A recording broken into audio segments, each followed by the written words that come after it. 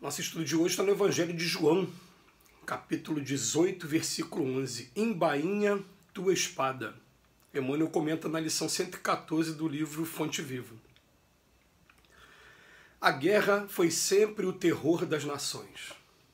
Furacão de inconsciência, abre a porta a todos os monstros da iniquidade por onde se manifesta. O que a civilização ergue ao preço dos séculos laboriosos de suor, destrói com a fúria de poucos dias. Diante dela surgem o morticínio e o arrasamento, que compelem o povo à crueldade, à barbárie, através das quais aparecem dias amargos de sofrimento e regeneração para as coletividades que lhe aceitaram os desvarios. Ocorre o mesmo dentro de nós quando abrimos luta contra os semelhantes. Sustentando a contenda com o próximo, destruidora tempestade de sentimentos nos desarvora o coração. Ideais superiores e aspirações sublimes longamente acariciados por nosso espírito, construções do presente para o futuro e plantações de luz e amor no terreno de nossas almas, sofrem desabamento e desintegração porque o desequilíbrio e a violência nos fazem tremer e cair nas vibrações do egoísmo absoluto que havíamos relegado à retaguarda da evolução. Depois disso, muitas vezes devemos atravessar aflitivas existências de expiação para corrigir as brechas que nos aviltam o barco do destino em breves momentos de insânia. Em nosso aprendizado cristão, lembremos-nos da palavra do Senhor: embainha tua espada. Alimentando a guerra com os outros, perdemos-nos nas trevas exteriores, esquecendo o bom combate que nos cabe manter em nós mesmos.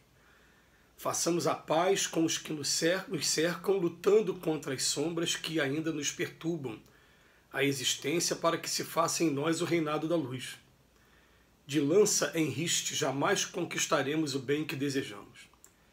A cruz do Mestre tem a forma de uma espada com a lâmina voltada para baixo.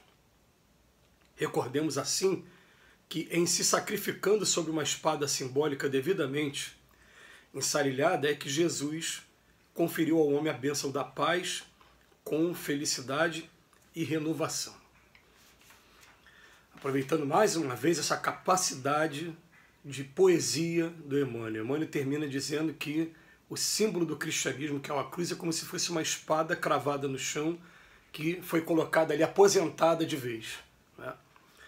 E aproveita essa lição para falar embainha tua espada. Vamos lembrar em que momento esse texto foi trazido para a gente. Foi o momento em que Jesus estava sendo preso, foi entregue através da traição de Judas, com um beijo, e quando os guardas se aproximam de Jesus para prender Jesus, o que acontece? Pedro puxa uma espada e corta fora a orelha do soldado romano.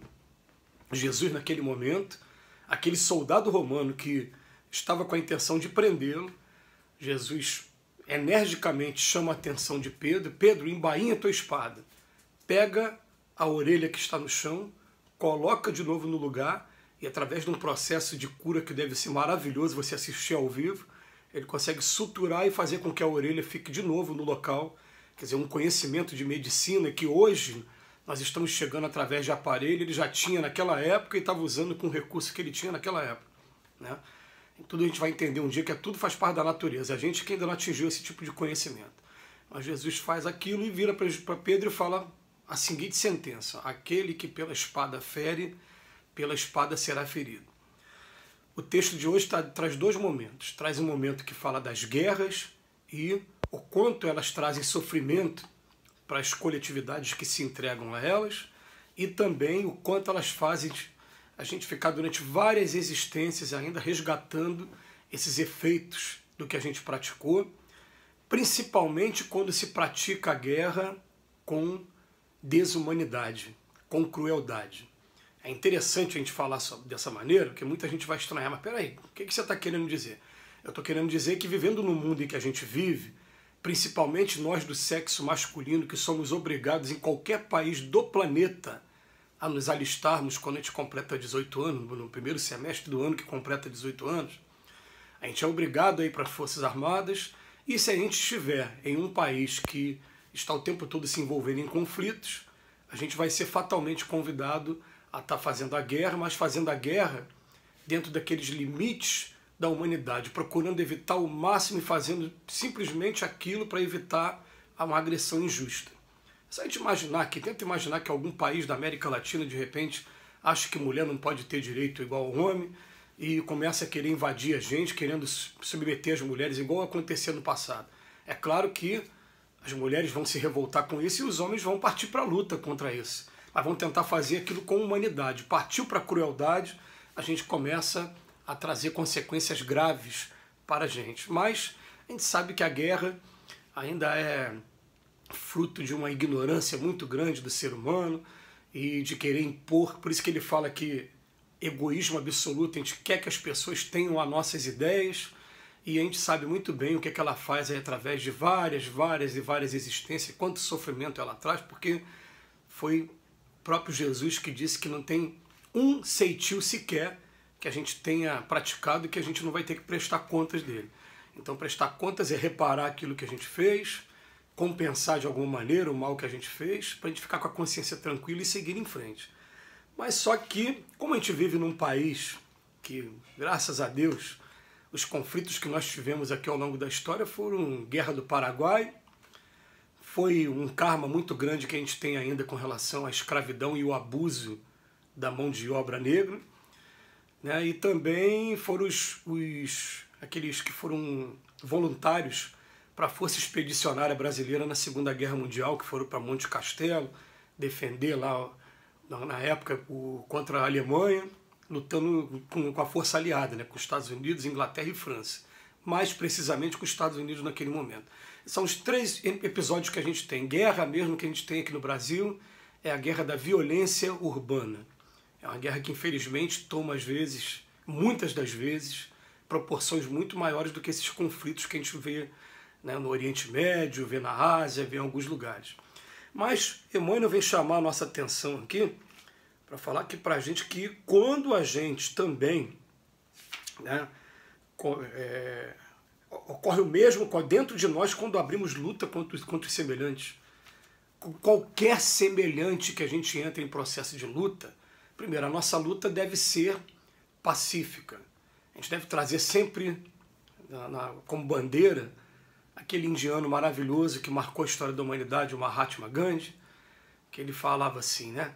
Aqueles que tiverem coragem de verdade, que forem homens de verdade, me acompanhem. Vocês não vão revidar em momento nenhum. Nós só vamos fazer valer o nosso direito. E foram para dar a cara a tapa mesmo, aquela coisa de bater numa face da outra, né? Pediu a capa da túnica também, exigiu que caminhasse 1000 passos, caminhava 2000, foi fazer isso e marcou profundamente. Eu vou pegar um exemplo aqui de Gandhi. Gandhi, ele tem uma história, um momento maravilhoso, que ele resolve que ele não ia mais comprar o sal britânico, ele ia para a praia mesmo para poder estar produzindo seu próprio sal, e os soldados enfileiraram na praia e não deixavam os indianos chegarem na praia. E cada fileira de indiano que ia era agredida e não revidava. Aqueles soldados que agrediam os britânicos, eles tiveram transtornos psicológicos gravíssimos, que muitos deles foram obrigados depois a pedir até a reserva, foram para a reserva, aposentaram. Por quê? Porque quem agride está esperando revide. Não teve revide, bate um remorso tão grande na pessoa, bate uma tristeza tão grande na pessoa, e aí o que acontece? Ele vem traçando para a gente o que acontece com a gente também. Às vezes a gente está construindo aspirações, dominando aqui nossos instintos inferiores, fazendo um monte de trabalho bonito e de repente se entrega a momentos de cólera. E nesses momentos de cólera, o desequilíbrio e a violência tomam conta da gente, né, e acaba fazendo a gente jogar fora o trabalho de anos e construindo mais relações de causa e efeito, mais karmas para o futuro, mais coisas para resolver para o futuro. Em vez de só saldar o saldo negativo que muitos de nós ainda temos, a gente ainda fica contraindo mais saldos ainda. Então ele vem chamar a atenção para a gente, definitivamente, nós estamos no século XXI, embainha a tua espada, e vamos pegar esse símbolo maravilhoso, que Emmanuel tem essa capacidade, né?